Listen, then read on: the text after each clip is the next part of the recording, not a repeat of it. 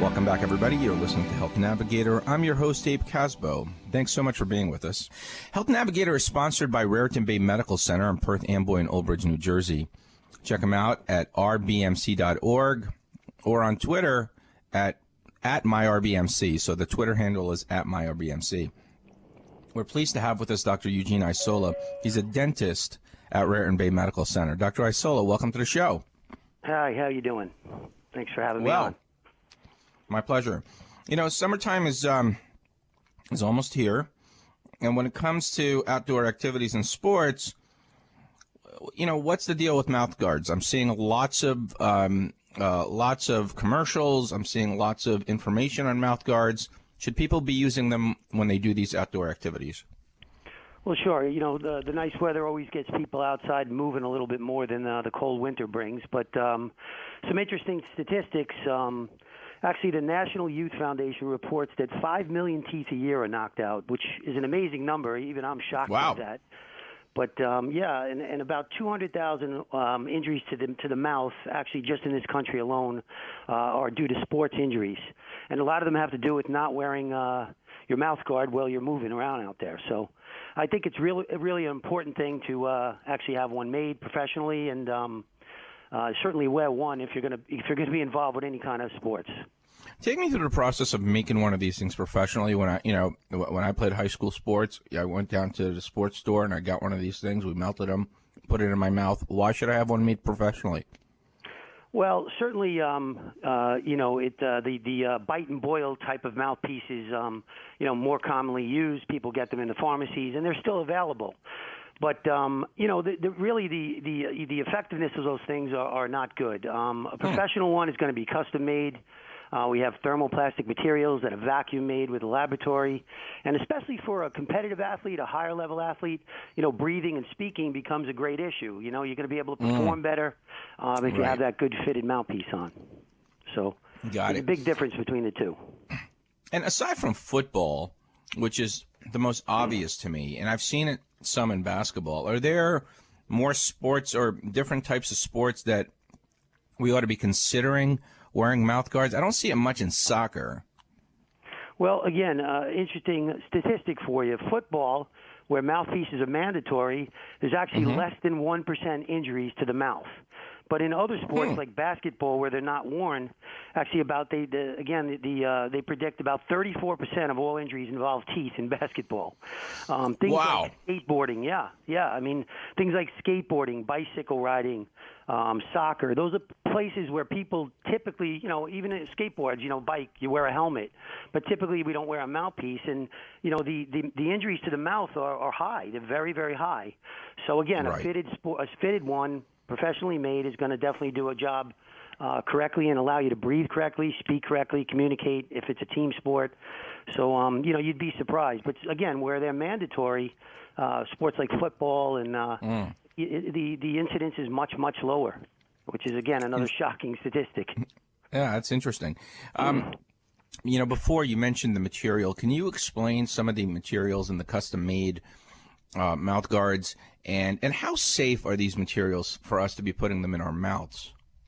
Yeah, I mean, they're plastic-based materials. They have a thermoplastic ability, which means they could be melted and molded. But once they're cured and set, I mean, there really is no danger health-wise. You're not going to absorb any level of plastic from them. Certainly, they're big enough that they fit in your mouth, so you're not going to aspirate or swallow these things. Again, a danger with a small mouthpiece that's made over the counter. Sometimes they break apart and things like that. And we do, again, according to the sport, you have what we call a lamination technique, layers. So, some could be made for, something like hockey where you can catch a stick to the mouth. You want to have like a softer layer where the teeth area can have a little absorption to the impact, and then a hard layer to prevent the stick maybe from actually cutting through. So, different type of laminations could be used for different type of sports, or certain other sports where a stick might not be involved, you would only put like a soft, more absorbable type lamination in there. So, there are different types made according to what, we would like to pre-screen athletes. That's a big, a big asset for us. If we could pre-screen the athlete, check what kind of sport they're going to be playing. A lot of teenagers play, young adolescents who have mixed dentition. So those issues can come up, and different type of mouthpieces could be designed specifically for the athlete. I mean, so you're even suggesting for the weekend warriors who go out there and, throw some elbows around on the basketball court that this might be a good idea. Yeah, I think that's where most injuries occur, actually. Okay. The weekend warriors.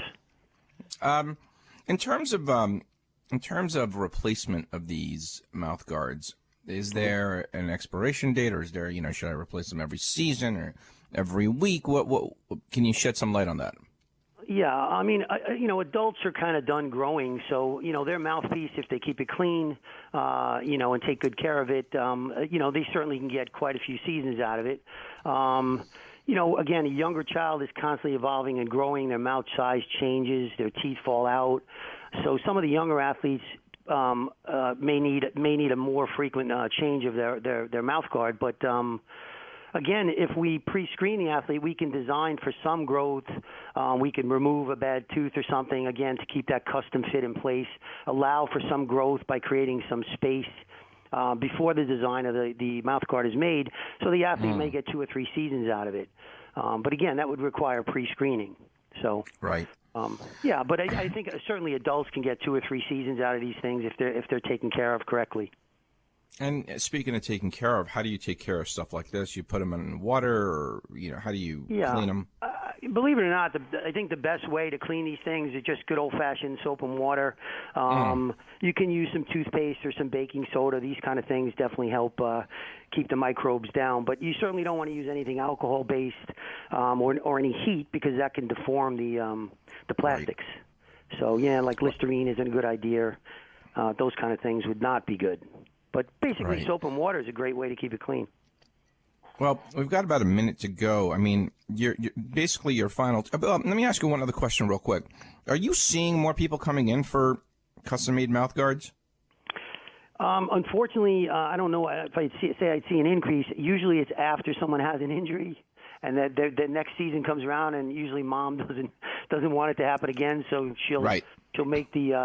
I get a lot of hockey players, I think, and lately I've been seeing some lacrosse players do it. Even on the girls' side or the women's side, they've been coming in. I've made a few for those kind of athletes, but again, those sports that you don't think about, certainly not. No, I don't see the increase. Well, Dr. Isola, thank you so much. This has been enlightening. I really appreciate you being on the show. Yeah, great. Thanks for having me. I appreciate it. My pleasure. We're going to be right back, folks.